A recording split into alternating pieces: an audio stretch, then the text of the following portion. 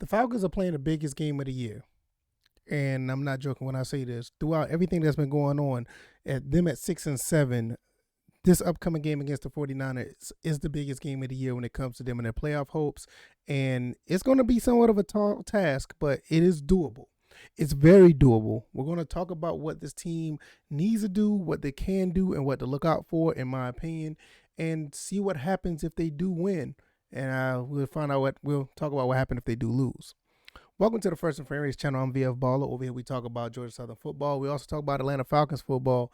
Don't mind the shirt today. I've been working throughout the day, around the house or whatever the case may be. But, it is what it is. The Atlanta Falcons are on the verge of doing something that nobody thought they was able to do. I actually have a playoff spot. And I think if they beat the 49ers, they will have a playoff spot. And I think they will keep that spot, because the next 3 games after that, you're playing against, the Lions, Buffalo, and you have to play the Saints. I don't know if that's in a particular order, but I think they'll be able to maintain if they get over this hump. And this hump is in the Bay Area, going down to San Francisco to play the 49ers. Now, the 49ers right now are 7-6, just got finished winning a game against the Bengals. This team is formidable. This team can play some ball. This team is a really good team. Now, mind you, I think it was last year, during the 4-12 season, we did go to San Francisco and we beat this team. I think it was last year we did that. Actually, that was pretty cool.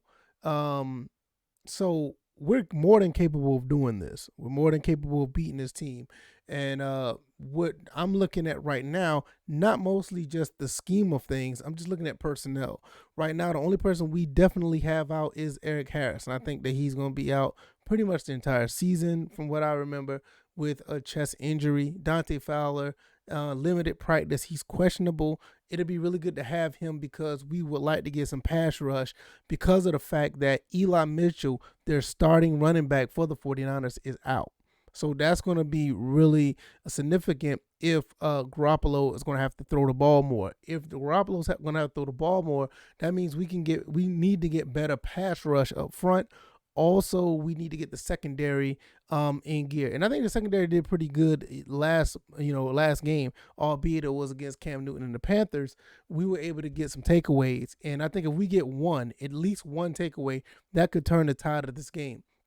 As far as offense goes, I don't necessarily have a problem with the way the Falcons been running the offense the last few weeks. I think it's been okay.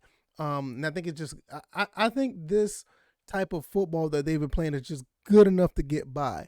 And that's saying a lot with the team that we have, because with no true number one receiver, Cordell Patterson doing a little bit of everything, Mike Davis is trying to come to his old self from the year before or the years past. I think we can actually make something happen. Some of these receivers that are actually getting open, Matt Ryan needs to get the ball to them. Matt Ryan had a little bit of trouble getting the ball to a couple of players. I also know that the Tajay Shop dropped the pass, or whatever the case may be. But when you look at the scheme of things, I think we have enough weapons out there to actually move the ball. The Hayden Hurst, he had full practice.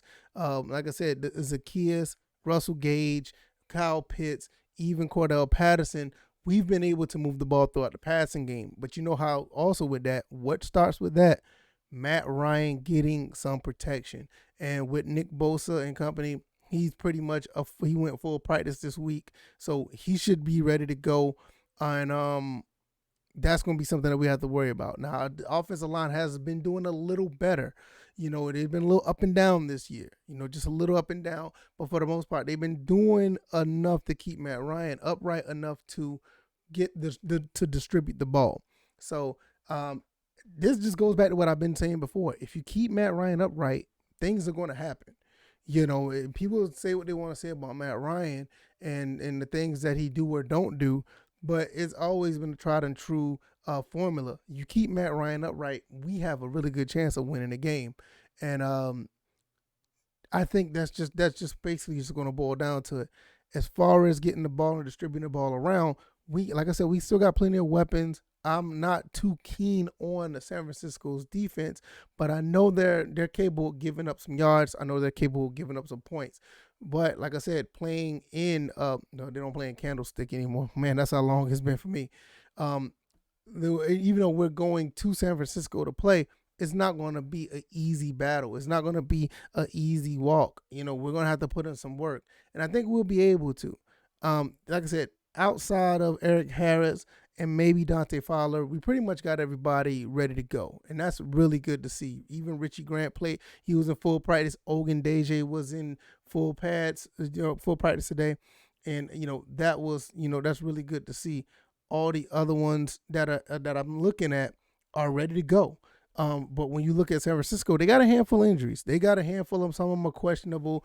Like I said, you have their top running back is out, and defensively they have a couple of they have a line. They have Greenlaw out, Maurice Hurst is out, Al Salar is doubtful. You also have their safety. Tark is questionable, and you also have Avery Thomas in concussion protocol. He did have full practice, but he's questionable as well. DJ Jones is another one with the knee injury. He had limited practice. He's questionable. So you got a good bit of people that is probably going to not play for San Francisco. But that just goes back to what I said. The main thing that's going to be an issue is Eli Mitchell he's the one out. He's the starting rusher, and that caused Garoppolo to throw the ball more in the last game. That could bode well for us if we get some pressure up front, and vice versa. If we can get some protection up front for Matt Ryan, we should be okay. So I'm just looking at this from what it is, just from an X's and O's and personnel standpoint. My main thing is availability. Whoever is there is going to be the deciding factor. I don't too much get into the stats or whatever, because stats can fluctuate at any time. It's all about if you're there and if you're talented enough to make plays. And when you got the guys of the likes of a Cordell Patterson, even Russell Gage came on lately. When you look at Kyle Pitts, who is still trying to find his way, but as a rookie, he's doing phenomenal. I think he's like top 3 in all rookies or in all receiving yards in general. I don't know the stat because like I said, I don't follow stats like that.